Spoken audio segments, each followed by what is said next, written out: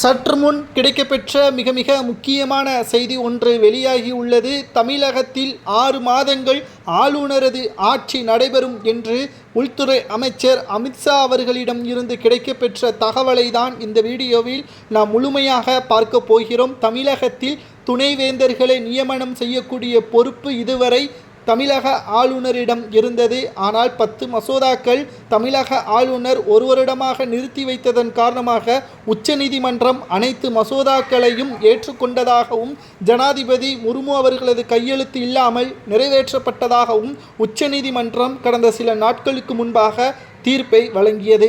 இது ஸ்டாலின் அவர்களுக்கு கொண்டாட்டமாக இருந்தாலும் அதன் பின் விளைவுகள் ஸ்டாலினுக்கும் உச்சநீதிமன்றத்திற்கும் தெரியாது என்றே கூறலாம்.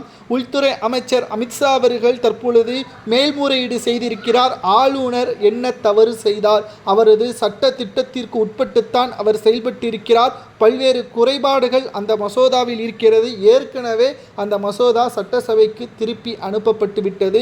தமிழக அரசு ஆளுநர் மீது பொய்யான குற்றச்சாட்டை முன்வைத்திருப்பதாகவும் தமிழக ஆளுநர் என்ன தவறு செய்திருக்கிறார், அதற்கான ஆவணங்களும் ஆதாரங்களும் இருக்கிறதா, ஜனாதிபதி தான் இந்தியாவின் முதல் குடிமகன் என்ற பொறுப்பில் இருக்கக்கூடிய நிலையில் அவர்களை அவமானப்படுத்தும் விதமாக உச்சநீதிமன்றம் எப்படி தீர்ப்பை வழங்கலாம் என்று உள்துறை அமைச்சர் அமித்ஷா அவர்களது சார்பாக வழக்கு ஒன்று தொடங்கப்பட்டுள்ளது. இந்த வழக்கானது இன்னும் சில வாரங்களில் விசாரணைக்கும் வர உள்ளது. இதில் ஆளுநர் RN ரவி அவர்களுக்கு சாதகமாக தீர்ப்பு வந்தால் தமிழக அரசின் மீது சட்ட ரீதியாக நடவடிக்கை எடுக்கலாம்.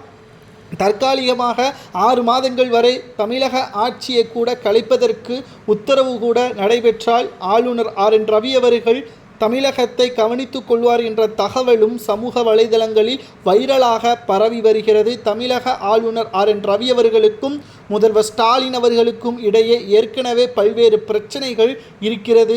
இந்த வேளையில் தமிழக ஆளுநர் RN ரவி அவர்கள் தமிழகத்தை ஆட்சி செய்யக்கூடிய பொறுப்பு கிடைத்தால் நிச்சயம் திமுகவின் தொண்டர்கள் வீதியில் இறங்கி போராட்டத்தை நடத்துவார்கள் என்பதில் துளி அளவு கூட சந்தேகம் கிடையாது. ஆனால் உள்துறை அமைச்சர் அதற்கு சம்மதம் தெரிவிக்க மாட்டார். துணை இராணுவ படத்தை தமிழகம் முழுவதும் இறக்கி திமுகவின் ஒட்டுமொத்தமான செங்கலை உருவார் என்று அண்ணாமலை கூறினார் அல்லவா? அறிவாலயத்தின் செங்கலை அது அமித்ஷா அவர்களால் செய்யப்படும் என்ற தகவல் தான் தற்பொழுது கிடைக்கப்பெற்றுள்ளது.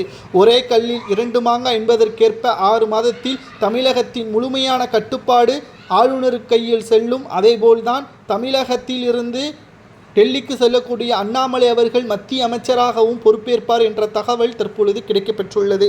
ஆளுநர் தமிழகத்தை நிர்வகிக்கலாமா என்பதை உங்களது கருத்துக்களை கூறுங்கள்.